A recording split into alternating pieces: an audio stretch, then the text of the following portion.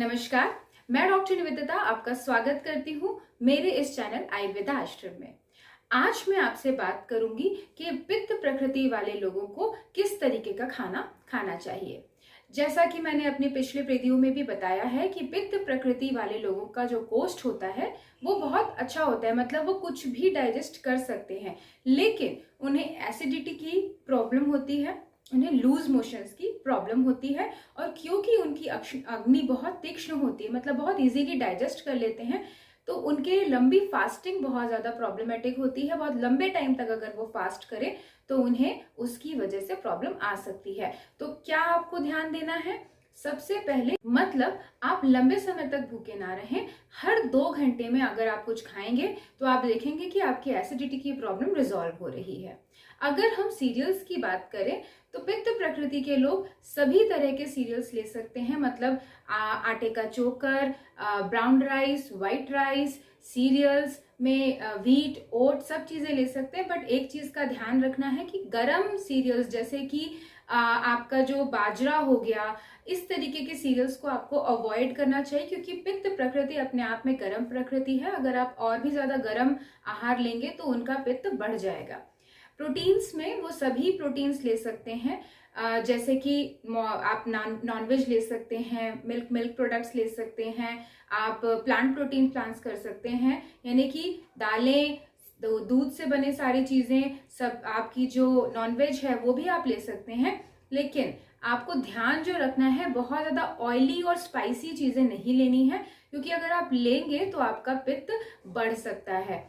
तो आप थोड़ा सा नॉर्मल फॉर्म में उसे लें, बहुत ज्यादा फॉर्म में प्रोटीन को ना लें। लेकिन दूध अगर आप हो सके तो अवॉइड करें, क्योंकि दूध एसिडिक इन नेचर होता है, और अगर पित्त प्रकृति वाले दूध लेते हैं तो उन्हें एसिड बनने लगता है। पित्त प्रकृति वालों के लिए सबसे अच्छा होता है मठा। मठा अगर आप लेंगे तो उनकी जो एसिडिटी है वो शांत होगी, डाइजेशन इंप्रूव होगा, अच्छा हो जाएगा। अगर आप बात करें दही की तो वो थोड़ा अभिसंधि होती है, तो उसे अवॉइड करें। पानी मिला के आप ज्यादा से ज्यादा ले सकते हैं। पित्त प्रकृति वाले लोगों के लिए सबसे अच्छा नारियल का पानी होता है, कोकोनट वाटर। अगर आप वो लें तो सबसे अच्छे से उनकी एसिडिटी शांत होनी शुरू हो जाएगी। सभी चीजें ले सकते हैं, उन्हें डाइजेशन में कोई प्रॉब्लम होती नहीं है। लेकिन आप एक चीज का ध्यान रखें कि अगर हम स्पाइसेस ले रहे हैं तो बहुत ज्यादा स्पाइसेस लेने की पित्त प्रकृति वाले लोगों को जरूरत नहीं होती है, क्योंकि स्पाइसेस हम इनकॉर्पोरेट ही इसलिए करते हैं ताकि डाइजेशन अच्छे से हो जाए। तो ऑलरेडी डाइजेशन अच्छा है पित्त प्रकृति वाले लोगों को, तो आपको डाइजेशन को इम्प्रूव करने के लिए बहुत ज्यादा स्पाइसेस लेने की जरूरत नहीं है। लेकिन क्योंकि एसिडिटी है और कार्बोनेटिव हर्ब्स यानी कि कूलिंग हर्ब्स, ठंडे हर्ब्स अगर आप ले सकें तो पित्त को वो ठीक करेंगे, बैलेंस करेंगे। जैसे कि आप सौंफ ले सकते हैं, सबसे अच्छी होती है अगर आप पुदीना लें। पुदीना पित्त को बहुत ज्यादा शांत करती है, तो आप इस तरीके के ठंडे स्पाइसेस प्लान कर सकते हैं। करी पत्ता लीव्स भी आप ले सकते हैं, वो भी पित्त को शांत करती है। तो आपने देखा कि पित्त प्रकृति वाले लोगों को लूज मोशंस और एसिडिटी की प्रॉब्लम है, और उसी को हम ध्यान में रखते हुए उनकी ये प्रॉब्लम बढ़ ना जाए उस तरीके के डाइजेशन के लिए हम हर्ब्स को प्लान करते हैं।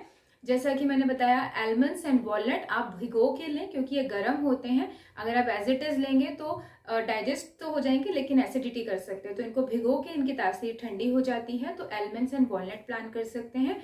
सभी तरीके के सीड्स भी ले सकते हैं आप, जैसे कि फ्लैक्स सीड्स, सेसमे सीड्स, लेकिन ये भिगो के लें तो ये आप देखेंगे कि इनकी जो बेनिफिट्स है वो आपको मिल पा रहे हैं, क्योंकि पित्त प्रकृति वाले लोगों को हार्मोनल इश्यूज भी होते हैं, और ये सारे सीड्स आपको प्रोटीन रिच होने की वजह से हार्मोन्स को बैलेंस करने में हेल्प करते हैं।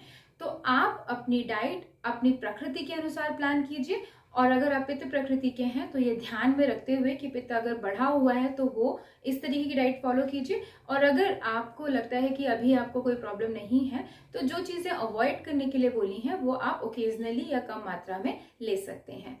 मेरे इस वीडियो को देखने के लिए धन्यवाद।